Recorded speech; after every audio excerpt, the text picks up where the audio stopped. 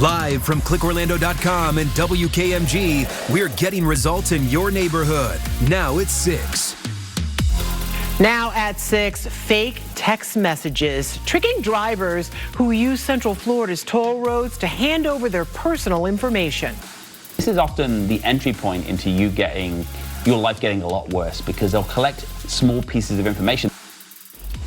First, though, our top story, investigators initially linking a local teacher to online conversations with 2 kids say there might be more than a dozen other victims. Today, a federal judge denied bond for 25-year-old Italo Bonini. Thank you for joining us tonight. I'm Matt Austin. And I'm Ginger Gadsden. The Hunters Creek Middle School music teacher is accused of asking young boys to perform sex acts online in exchange for video game currency. News 6's Troy Campbell is live in studio with us tonight with other details revealed in court today. Troy. Yeah, well, just today we learned investigators plan to interview one of Bonini's former students who also took private music lessons from the now former teacher. Now, Bonini could also face deportation because of his immigration status. He also faces a minimum of 10 years in prison. We'll have more on social media safety tips for your children tonight at 11. Until then, back to you, Ginger, Matt. Troy, thank you.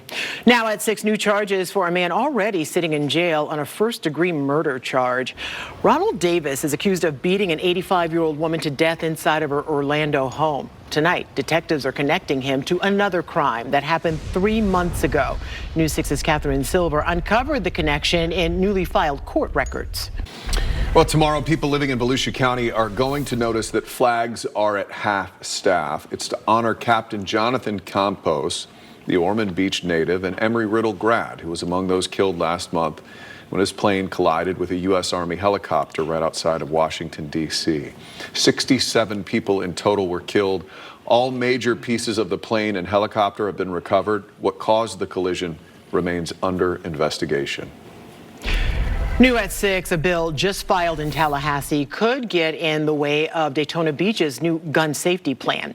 Now, to get you up to speed on this, late last month, the city approved the purchase of a system called Zero Eyes. It's an AI software that can detect a gun the moment it's pulled. Seabreeze Boulevard is set to be the first location in the city to use this system. Today, however, Senate and House Republicans filed bills to ban AI gun detection in public areas. The ban would not apply to places like schools and police stations.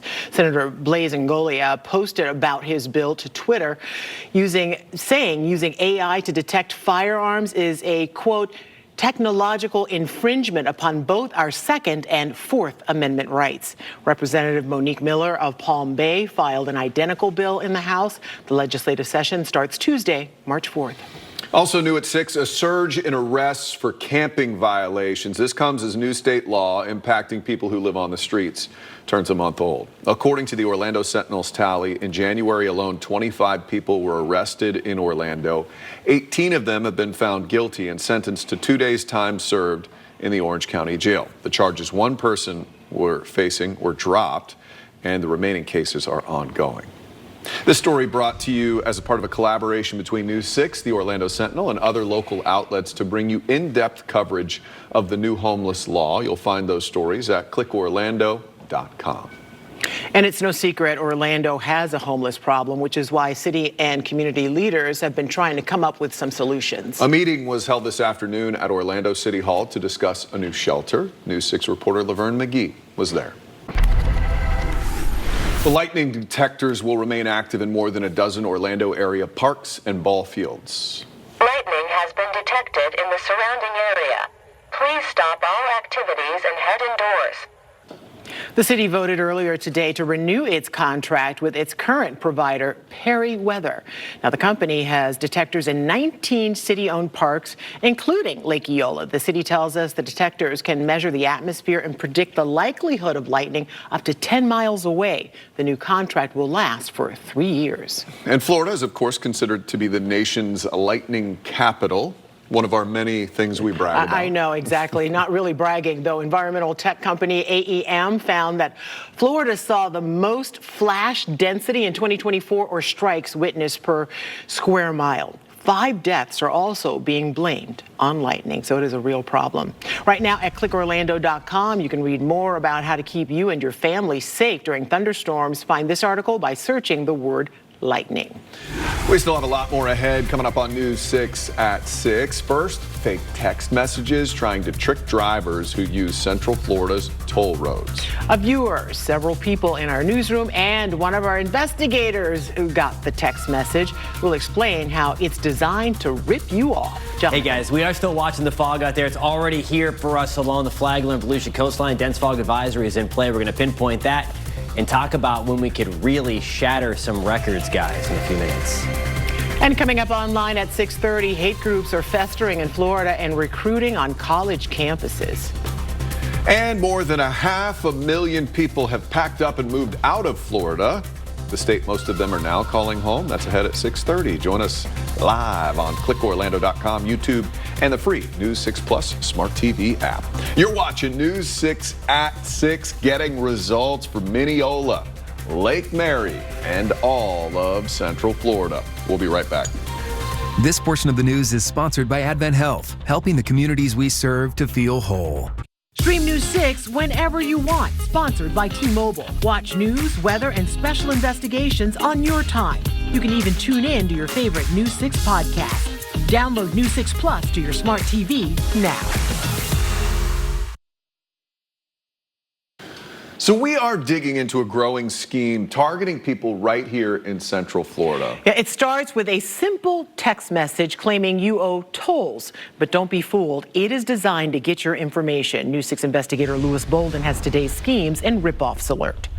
Tolls are a crafty one. I think because all the services don't really talk to each other. But if someone says that your license is going to be suspended for $6.99, guess what I'm going to pay? $6.99. But that's how they get you. All they want is that info. That's all they want. That's Yeah. right. All right. Jonathan Kagas joining us now, and so we're gonna keep warming up. Oh, we are. It's going to keep escalating here for the time being. It's still February. Yes, pinch yourself. It's wild. I mean, remember, we had snow in the Panhandle like a month ago. Oh, yeah, that's true. Anything's possible now. Anything is possible. It's right. We still have that fog out there, too, and it is thick in spots, just very localized, but it is really, really thick in parts of Flagler County and Volusia County right along the coast.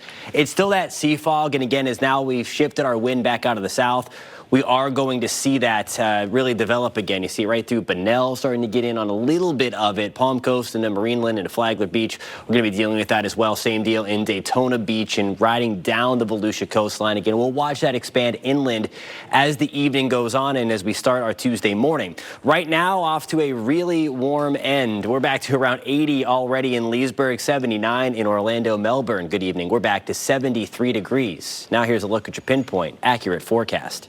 Sponsored by Strata Air Conditioning and Heating. AC emergency? You ought to call Strata. Temperatures tomorrow off to a warm start again. Most of us are going to be in the low to mid 60s, a few 50s out there. Denellen, we're going to check in at 59 to start tomorrow. And again, watching for that opportunity for some fog to come back in. Once we get into tomorrow afternoon, we're back into the middle 80s with a mix of sun and clouds after we get rid of some of that fog that we're going to be dealing with to start the day. Again, average high temperatures for this time of the year are in the low to mid 70s. There's the average line in yellow. We are blowing way past that. Tomorrow, Wednesday, especially Thursday, 89 degrees is our current forecast.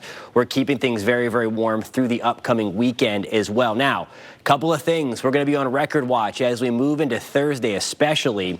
February 13th, this is for the forecast for Thursday coming up, is 89 degrees. There's an opportunity that we could hit 90. If we do so, that would be the earliest occurrence on record going back to the late 1800s. Again, the record current earliest is the 15th. So we have a shot at 90 on Thursday. We would beat that record by 2 days. Then we cool off a little bit because of this system coming through. There's Thursday afternoon, and again, potential to set record highs on Thursday afternoon. There's that cold front slicing through. Notice in terms of the rain, really losing a lot of its punch as it moves through the afternoon. That's Friday at 2 o'clock. A few scattered showers lingering from late Thursday into Friday. So that's one system. The next system then comes in for the weekend. Of course, we know what the weekend is. Really, the whole week is big with Speed Weeks being in town.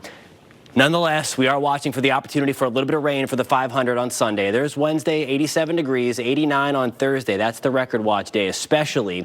We're at 82 degrees on Friday with that 30% shot for showers.